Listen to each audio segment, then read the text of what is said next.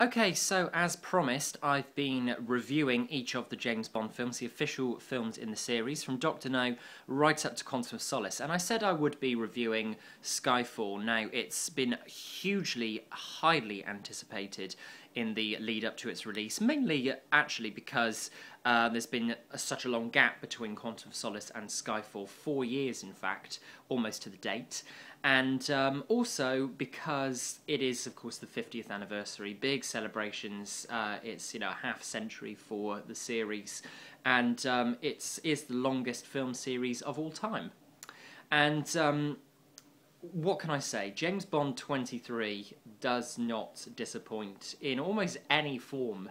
I went to the cinema a couple of weeks ago. It's been out for a couple of weeks now here in the UK at the time that I'm doing this review, and it's just been released in the United States as well, so it will gradually get its release elsewhere around the world, but it's just done enormously well, and that's a credit really to Sam Mendes, the director, and the fact that it's very British. It's a very British institution, but this film in particular probably seems like one of the most British James Bond films, probably since The Spy Who Loved Me, in fact, with the the motifs of the Union Jack parachute. It just seems to be very British, quintessentially British this time, which we haven't seen in Bond for quite a while. So, if we go back to the very beginning, yeah, I went to the cinema to see this with my girlfriend on release just over 2 weeks ago, and you sit there. Every time a new James Bond film comes out, if you're anything like me, you sit there like a nervous schoolboy or a nervous schoolgirl, if you're a girl, and you just sit there in anticipation of what to expect. Now, people had said that the gun barrel doesn't appear at the beginning of the film, so it doesn't. This is where the spoilers start, I must say. This review will be full of spoilers, so please, please turn the review off if you haven't yet seen Skyfall, because I am discussing many of the elements of the film, and there will be some spoilers. It's a spoiler-heavy review, and it's a film which has a lot of plot to it, so I really need to delve deeply into the story. So the film doesn't begin with the traditional gun barrel sequence, because it does begin in a way that shrouds Bond in a shadow, in mystery. You see him approaching us, approaching the middle of the screen. It's almost like a gun barrel itself. He's standing right at the end of a dark corridor, and you see him walk up very, very closely. So you get a facial shot, and he's got his gun poised, ready, and we are in the middle of a botched-up mission, and one of the agents, Ronson, from MI6, is down. He's been injured. Bond tries to stop the bleeding, but his task is to try and retrieve a missing disc, which has got the names and information of a number of MI6 agents and just secret agents around the world. So MI6 really need this back. Bond is searching this hotel room and cannot find it. It's been stolen from the laptop.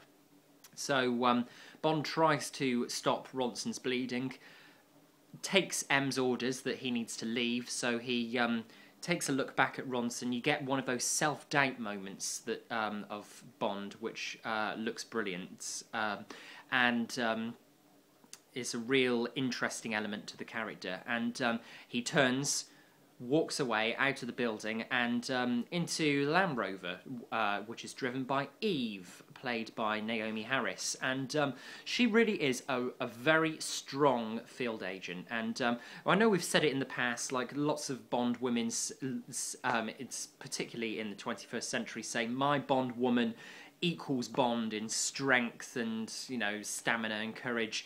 She really does, and it's the first time for a while that we've had that in Bond, and Naomi Harris does a terrific job actually as Eve. She gets some nice comedic moments towards the beginning of the film, and she's kind of giving us a commentary and giving M a commentary, because she's reporting back to M through her earpiece to M and to Tanner, who are based in MI6, the newly improved MI6 building. The interior looks very different to the last few films.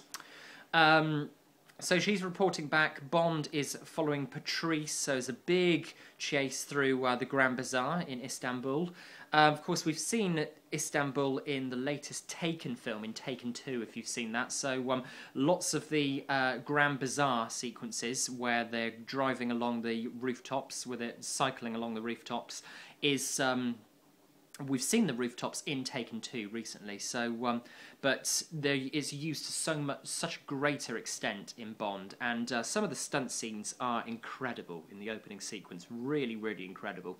So it's a big drive, big stunt chase through the Grand Bazaar, and then of course we have Bond controlling a digger, and crashing some VW Beetles along the way as well, all trying to catch up with Patrice, who has the disc that he needs to retrieve. So we have M's urgent pleas, like you've got to retrieve the disc. We can't lose the disc. So of course, and Daniel Craig's Bond also says it's yes, ma'am. He says "ma'am" a lot in the films, actually, in his James Bond films to date. So it's actually quite a nice little relationship, and beginning of the relationship in this film as well, between Bond and M, which obviously drags out through the film. It's very important. It's a crucial relationship in this film in particular, between Bond and M. So Bond finds himself on top of the moving train, going straight under the tunnel. Elements of Octopussy in there, just general great elements from previous Bond films. And of course we have Eve trying to fire at Patrice but hitting Bond instead. Bond falls into the water and we segue into the title sequence. And we have Bond falling into the title sequence as if he has died, basically. We're looking at it thinking that, Bond obviously hasn't died because it's the start of the Bond film, but it's another trick like they've done in some of the previous films, like You Only Live Twice, for example, Thunderball, where we think for a moment that Bond is in trouble, that Bond may have died, but obviously later on we'll find out he hasn't. So the title sequence is once again from Daniel Kleinman. He didn't return after Casino Royale for Quantum of Solace. That was Mark II who did the title sequence for that. But he is back for Skyfall, and what a credit sequence. It has huge echoes of Live and Let Die with the knives and the skulls.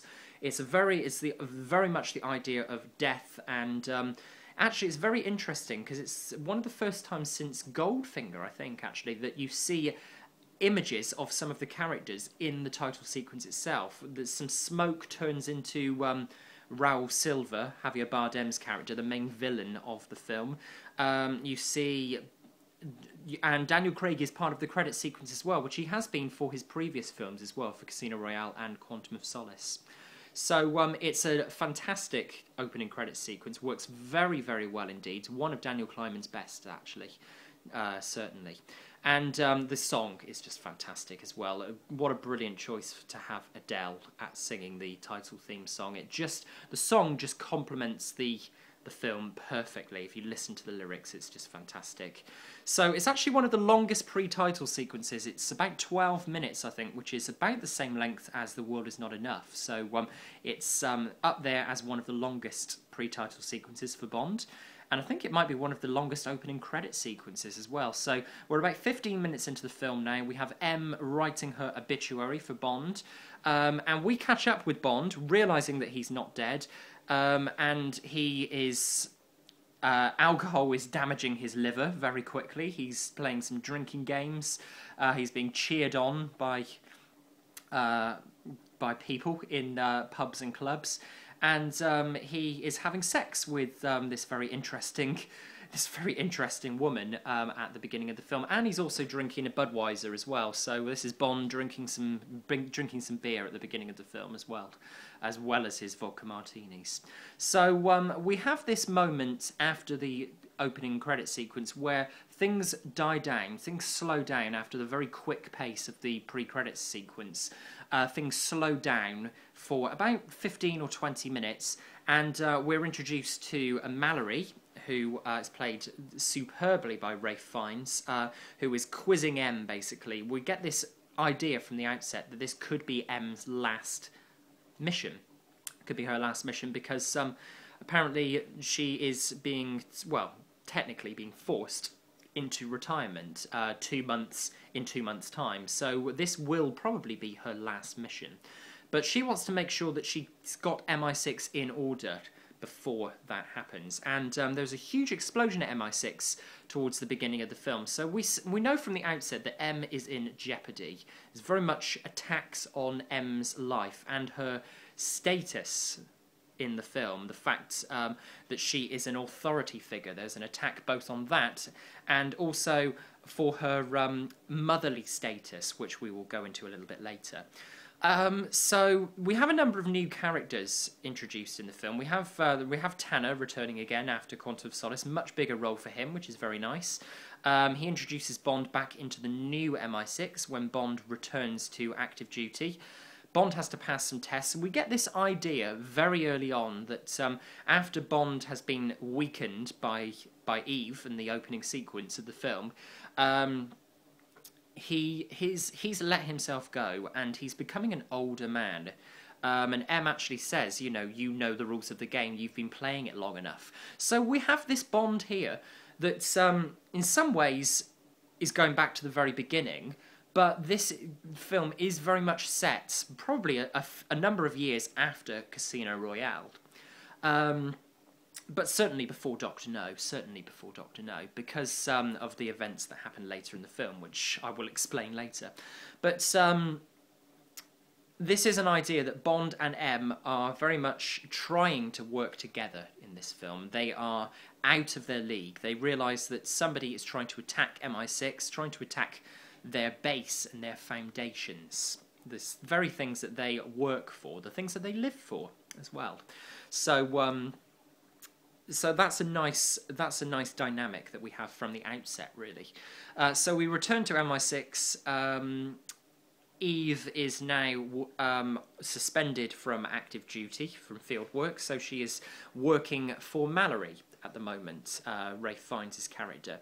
And Bond is sent back to duty, as much to the chagrin of Mallory. Mallory thinks that M puts too much faith in Bond and has a bit of a,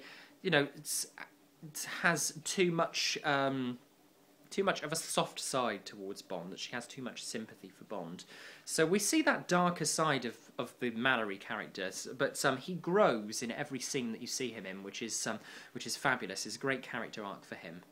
And of course we move from there to Bond discovering the new Q, who is played with it's a great sense of fun actually by Ben Whishaw, who has starred with Daniel Craig previously in Layer Cake. He was also in a film called Perfume about 6 years ago, where he was playing as Killer. So this time he plays Q. It's a much younger Q, and I am so pleased that they've gone down this route and they haven't decided to go for the very traditional old man style Q, because it doesn't fit. That kind of personification doesn't fit today. It doesn't fit modern society, but the new Q does. The fact that he's a major boothroid is pushing it slightly, is pushing it beyond our kind of beyond what we can really believe. But he certainly plays a very interesting Q, and this is a Q who is at the top of his game with technology. He invents firewalls. He can hack into computer systems. He can trace wrongdoings with computers, which is one of the central parts of this film, because we later discover that the main villain of the film is a computer hacker. Something I must mention: after Bond meets Q, there's some great lines, by the way, some great dialogue between Bond and Q in the film, especially about the exploding pen. We don't really go in for that anymore. It's a great line, brilliant. I loved that. And I must say, actually, this film, there are lots of humorous lines, much funnier than Daniel Craig's previous two Bonds, which is lovely to see. That's what we really needed, I think, particularly after Quantum of Solace, which had a very dark tone to it. We needed something that was a little bit lighter, that took itself a little less seriously, and that film achieves this in many ways. this film, sorry, achieves that in many ways. So from there we move to Shanghai and Macau very quickly, and I've got to say, Roger Deakins' cinematography, if he isn't Oscar nominated for his cinematography for this film, it is, I don't know what's going on at the Academy, because it is stunning. I have to say, the sweeping shots over Shanghai, where we land down into Bond's apartment where he is swimming, is just beautiful. Shanghai looks beautiful at night under Roger Deakins' cinematic eye. And when we go into Macau as well, we see with Naomi having Eve having shaved Bond. She says, you know, you look the part now. It's old dog, new tricks. It's again another brilliant line, and it's about 40 minutes into the film, and we now know that this is Bond. And Daniel Craig, I have to say, looks the most comfortable in a tuxedo than he has done in his previous two films. Casino Royale, he looked slightly uncomfortable. Quantum of Solace was better, but here now, when he walks through into the casino, and when he's sailing on the boat as well, coming past the Komodo dragons in the sea, in the water, sorry, it's breathtaking. It's breathtaking cinematography, and I just looked at it thinking I desperately want to go there. It just looked fantastic. It looks so good. Real credit to Roger Deakins for that. And of course here we meet Séverine, played deliciously by Bérénice Marlowe.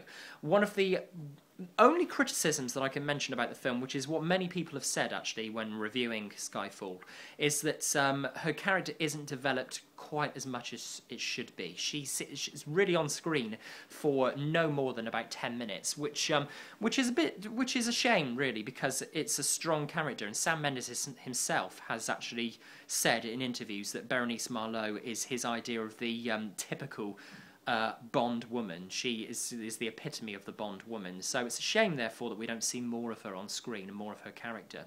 But the idea of the character is that she introduces Bond to the villain. So we get Daniel Craig's first proper delivery of the world famous line, Bond, James Bond. He says it to Séverine at the poker table, and the game table, and it's a great delivery of the film. It's almost kind of like he's said it's almost like he said it so many times that it's become second nature. You know, she says he says Bond, James Bond. It's almost, you know, casting it aside. It's a little bit very much like Timothy Dalton saying the line, the way he just says it very offhand, Bond, James Bond. This is Daniel Craig saying it in almost the same way. It's very theatrical at the end of Casino Royale. He didn't say it at all in Quantum of Solace, and now thankfully it returns. The sequence as well, where we have where Bond is trying to make his escape from the bodyguards, from Severine's bodyguards.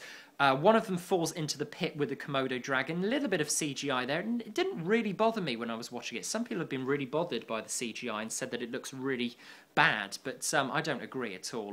To be honest, it wasn't in your face. It wasn't CGI like the windsurfing sequence in Die Another Day. So quite frankly, I'm quite happy. I had no problem with that at all, seeing that. But there was a wonderful moment which I don't think anybody has touched on yet, actually, in any reviews that I've listened to or read of Skyfall, where the villain knocks Bond to the floor, and Bond actually turns around and points like he's really scared, literally points like that, towards the dragon. And he's trying to get, obviously, the attention of the villain. He wants the villain to realise, he wants the thug to realise that the dragon is just behind them. And it's an inversion on what Kananga does with Bond under the water when the shark is coming towards them at the end of Live and Let Die, just before Bond puts the capsule in Kananga's mouth to inflate him. So we know, if you've heard interviews with Sam Mendes and Daniel Craig, that the first film they watched was Live and Let Die. It was their first Bond experience, and there are a number of moments, particularly that one. I would notice that one straight away, that's hark back to Live and Let Die, which is a wonderful little moment. It's very, very nice. And the way that Bond just gets up and hands Eve the case and says, "Put it all on red," and just walks out. He says a line, I think, as well. He says, "Oh, it's the circle of life." It's great, and the humour is just spot on in Skyfall. It really is. It's not over the top. It's not too blasé either. It's just right, and Daniel Craig doesn't overemphasize it. Daniel Craig's Bond isn't particularly about humour. It's very much like Timothy Dalton in many ways, but a number of people said that Timothy Dalton had no humour. Go back and watch those films, because there is some humour in there, definitely. It's not obvious, it's not blindingly obvious like in some of Roger Moore's films, for example, or some of the later Sean Connery ones, but it's there, just like here in Daniel Craig's third outing as Bond. Much more humour this time, which is nice to see. So from here, we have a little sensual scene with Bond and Severine sharing a shower together. There's a wonderful line. It always made me smile when I've seen the film about 3 times now in the cinema, and it's made me smile each time, where he comes up behind her and says, "I like you better without your Beretta." It's just great. It just rolls off the tongue. It's brilliantly written, actually, this film. Neil Purvis and Robert Wade returning for their 5th James Bond film as writers, and John Logan's also helped them with the screenwriting for this film as well, and it's a brilliantly written film, actually. Very, very great screenplay. But of course you would kind of expect it. They've had 4 years to prepare after Quantum of Solace, so plenty of time, lots of time to get the elements right. Lots of people complained about Quantum of Solace. Skyfall is such an improvement, it really is. If you're worried, just go and see it. You'll understand. It is such an improvement over Quantum of Solace. And it's not that Quantum of Solace is a terrible film either. I really don't think it is. But Skyfall is a huge improvement. It is a big improvement over its predecessor. So from there, we're just over an hour into the film now, and we have the introduction to the villain. And I have to say, people are really commending Javier Bardem as the villain of the piece, and he is extraordinary. The moment he walks into the frame, it's all done in one take, I believe. He walks very slowly, just at a leisurely pace towards Bond from the other end of a very long room. So he comes out of a lift and he walks towards Bond, and he's recounting a story, an analogy basically, about 2 rats.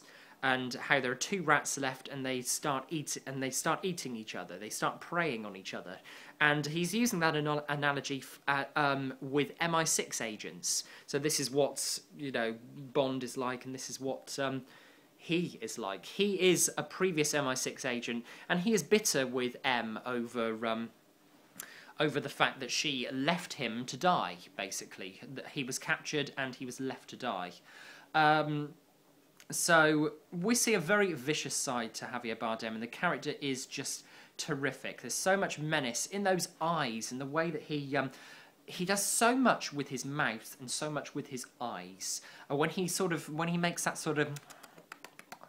that noise, it's almost he reminds me of Hannibal Lecter in many ways, where Hannibal Lecter's doing his that sort of noise, with the I ate his liver with some fava beans and a nice Chianti. That's what it reminded me of, Silence of the Lambs and Hannibal Lecter, which is huge praise for Javier Bardem. It is one of the best villains in the film series, in this series. It really is. It's terrific, and it's such a good character, such a great motive for the character as well. So, Bond manages to escape from Silver's island. Silver is captured. We see it's the end of Severine as well, killed at the hands of her lover, of Silver, and very maliciously, actually, after they have a bit of a shooting competition, which kind of has echoes of The Man with the Golden Gun. And we see a bottle of whiskey on the table as well before their shooting competition, which, if you notice, is dated 1962, a 50-year-old classic, which obviously references the fact that the film series is 50 years old this year. So nice little nods to the fact that it's 50 years old, that we're going back to some previous Bond adventures as well. Some lovely, very casual nods, not so in your face like Die Another Day. That's the mistake they made at the 40th anniversary. The nods to the past were so blatant and so in your face. This time it's refreshing. You can take a step back, but you can look at the finer detail and think, oh yeah, I can see what they were doing there. So I'm gonna have to whiz through the rest of this review. I'll try and be a bit more succinct if I write a written review of the film. But let's talk about some other characters. So we have Silva being captured. A nice little dialogue between him and M, where he reveals in a very Dark Knight-esque scene where he's kind of captured. He's behind a black glass dome prison, and he manages to escape only after explaining how he took his cyanide pill when he was captured, and it has affected the inside of his mouth. He has no teeth, so his gums are all inflamed. He has stumps where his teeth should be, so he has false teeth. And when he takes his teeth out, you have a very sort of... It reminded me of The Dark Knight. That was one of the only things I was disappointed with in the film, actually, apart from not enough Severine. The fact that he took his teeth out and you could see the CGI there with his face. It looked a little too much like they were borrowing from The Dark Knight, like Two-Face, for example, with the skin kind of stretched down like that and his eyes stretched down a little bit like that. So you could tell the CGI there, and it wasn't one of the better moments in my opinion, but it's a very small complaint to make in a film that's otherwise fantastic. So let's talk about the strong points for the rest of the film. We have Silva attacking Judi Dench's M. It's at Embankment, where she is having a meeting with the Prime Minister. So obviously there's lots of officials there, and Bond breaks on in and fires guns, very professional. He looks terrific. He kicks a gun over to Eve. Eve protects the minister, gets her out of the room, and Mallory is injured as well, trying to protect M, which is a very interesting sequence, which we'll come back to a little bit later. So the importance of Mallory can't be understated, really. He's a very important character in the film. So Silva's plan has failed initially to get M. There's a wonderful moment where Bond is tracking Silva through the London Underground as well with the tube. It's refreshing to see so much of London in this film, actually. For a British series, it's very surprising, actually. It's, up until this point, we haven't really seen a huge amount of London. We did see it in The World Is Not Enough, obviously, going down the Thames. You saw the Millennium Dome, Bond falling down the Millennium Dome. But really, you haven't seen that much of London itself, which is Bond's home, apart from Scotland. So it's great to see that in a film series that is quintessentially British. So it's great to see so much of London. Some great stunt work as well.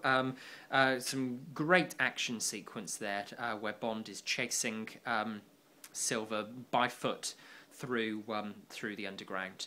And we have a segue there as well, the voiceover from Judi Dench when she is on trial opposite the minister, where she quotes from Alfred Lord Tennyson as well. So we have references to Winston Churchill. That's the new MI6 bunker, the new MI6 base after it was blown up at the start of the film. So Winston Churchill reference, very British, and also Alfred Lord Tennyson as well, one of the greatest poets of all time, which Judi Dench's M gives a quotes from Tennyson's poetry as well. It's a wonderful sequence, great tension builder in that sequence, where you have the poem and you have police surrounding the embankment as well, where Bond has just managed to escape from the crashed tube train in the underground tracks. So from there, Bond has to escape with M, and the scene that gets the biggest round of applause, or the biggest oohs in the cinema that I've noticed, is where the Bond theme kicks into play. Thomas Newman, actually a great score for this film, I must mention. Great use of the Bond theme. It is sparingly used in the film, but it's used just in the right places. It's not used too much, which is nice to hear. So it's there, obviously, when Bond and M have to change cars, and they get into the Aston Martin DB5, which is just such a stunning car still. It's such a shame, therefore, that it has to be blown to pieces a little later in the film. But we're at the final act of the film now, the conclusion, and Bond returns to his home, to his childhood home, which is Skyfall, where his parents, Andrew Bond and Monique Delacroix Bond, brought him up. And we have the gamekeeper there as well, Kincaid, who is still there looking after the manor house. And he is played superbly by Albert Finney. Another small role, but pivotal role at the end of the film. There's a great relationship between Albert Finney, Judi Dench, and Daniel Craig at the end of the film. It's actually got a somber end of the film as well. It's very bleak, has very sort of like element of sort of end of the world, apocalyptic kind of element, where you see Bond and M travelling by car down a long winding road out of London on the road towards Scotland. It's a very somber sequence, and the whole shootout at Skyfall is just brilliant. The whole build up to it, and then the actual event itself, and the explosion has to be one of the biggest in an action film this decade, I would imagine. It is enormous. It's huge special effects. It's really fantastic. Great work from Chris Corbould and his stunt team there with for the effects of the Skyfall Lodge exploding. So from there we have Bond obviously trying to escape. We see Judi Dench's M using a gun for the first time in the series as well. It's the first time that this M has used a gun, which is nice to see. Nice to see her getting involved in the action. And of course, we have Silver tracking down M right at the end. Bond gets there just in time, knife in Silver's back just before. You almost think that Bond and Silver are going to die at the same time, because Silver is feeling some remorse towards the end. He thinks, you know, I'm looking M once more in the eyes, which is what he wanted to do, and now I can kill her. So he says, you know, pull the trigger. He tells them to pull the trigger and kill both of us with one bullet. But Bond beats him to it, knifes him in the back, and wonderful line again where he says, last rat standing. Wonderful, wonderful line. Typical Bond as well. And Judi Dench's M says to Bond, "What kept you?" And he says, "Oh, I was in deep water." It's great. It's wonderful humour, and it's not too over the top humour as well. It's not OTT. It's just right. It's pitched just at the right level for Daniel Craig's Bond. So from there, we actually see obviously the end of Judi Dench's M. So hopefully you have switched off and not been listening to this review if you still haven't watched Skyfall. I did warn you at the beginning, so please don't blame me if I have spoiled the film for you, because I did say I was going to be giving a lot of plot details away. So as much as you don't want it to happen, and I did shed a tear, I must say, when it happened, because I've grown up with Judi Dench's M in the James Bond series. I grew up with Pierce Brosnan's Bond films. And she dies in Bond's arms. And so it is the last time that Judi Dench will be seen as M in the series. So 7 films. She was in all of the Pierce Brosnan films, 4 films, and she's been in Daniel Craig's first 3 Bond films as M. So she's seen 2 Bonds and 2 different Bond actors, and she's just been terrific. She's terrific in each of the films that she's in, and just a magnificent actress. So the series could be at a loss without her, actually, but I think it's in safe hands, as I will explain in a moment.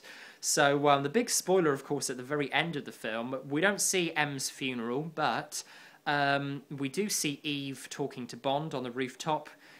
She gives him the bulldog as well, which is a bulldog ornament from M's desk, which Bond has made a smirking comment on right at the beginning of the film. So you see that relationship with Bond and M, and you know, they had a mutual understanding for each other at the end. And the idea really was that Bond was protecting M because he saw her almost as a surrogate mother figure at the end of the through the film, and certainly towards the end of the film, and that's why he sheds a tear. That's why Daniel Craig's Bond cries when M dies in his arms, because she's such an important figure. He is there. It's, you see him angry, and you see some tears when when Bond cries when Tracy dies in On Her Majesty's Secret Service, and when Vesper dies at the end of Casino Royale. And now, another woman, another of the most important women in Bond's life, where the authority figure M dies, he obviously sheds a tear. He's going to. He's not. He's not completely void of emotion. Bond does show his emotional side, and I'm really glad that they show that in the film, that they didn't just have Bond being very blasé about it and just saying, oh, well, she's dead. The bitch is dead. No, not really.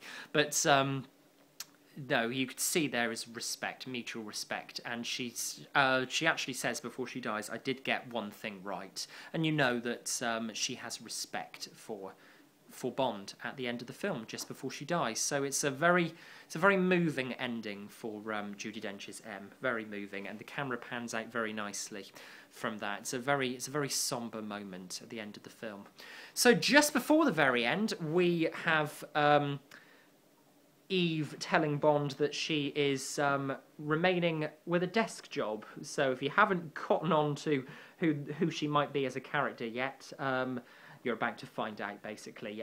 Bond walks into an office with her, sees the coat stand, she puts her coat up, and he asks for her name. He says, we'd never been properly introduced. And she says, well, my name's Eve Moneypenny. This is the new Moneypenny. And Naomi Harris, in my opinion, is going to be a terrific Moneypenny. So she starts off as a field agent, then she works for Mallory and becomes Moneypenny. So as she's working for Mallory, who's the new M? Of course, it's Mallory, Gareth Mallory. So Ralph Fiennes now becomes the new M, gives a nice... gives the documents to Bond, says, are you ready to come back to work? Absolutely. When do I start? It's Bond is back, and you see the leather door entering back into the office. Little moments like that are moments that I love, and moments that aficionados of the Bond series will love as well. The fact that you see like the Bernard Lee style M leather door as Bond walks into the office. You see the desk, Moneypenny's desk again, which looks very traditional, like the original Moneypenny, Lois Maxwell. And there we go. That is the end of the film. And of course, then we have the gun barrel sequence, which is an improvement on Quantum of Solace. It's still quite fast and a bit sort of abrupt when Daniel Craig turns to shoot down the gun barrel, but it is an improvement on Quantum of Solace.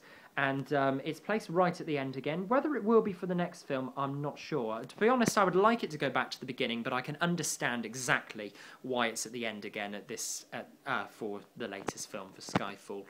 And so we have that gun barrel sequence. All the elements are in place now. We have Q, we have a new M, we have Moneypenny. Bond is well and truly back, firmly back, and we have the wonderful 50 years logo at the end, and the promise that James Bond will return in capital letters at the bottom of the screen. It's just fabulous.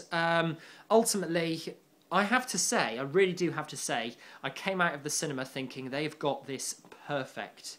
And thank the Lord for Sam Mendes, because he really has brought Bond fans the best film that they could possibly want.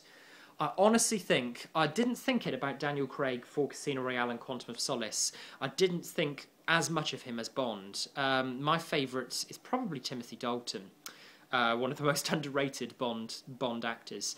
But I've got to say, I think Daniel Craig just pips him to the post now. In this film alone, I think he is that good in this film. All the supporting cast are terrific, but Daniel Craig really does come into his own in this film. It's very much like his Goldfinger or his Spy Who Loved Me. This is his Goldfinger, his Spy Who Loved Me. Skyfall will stand up. I think it will stand the test of time. I think many people will consider it to be a classic.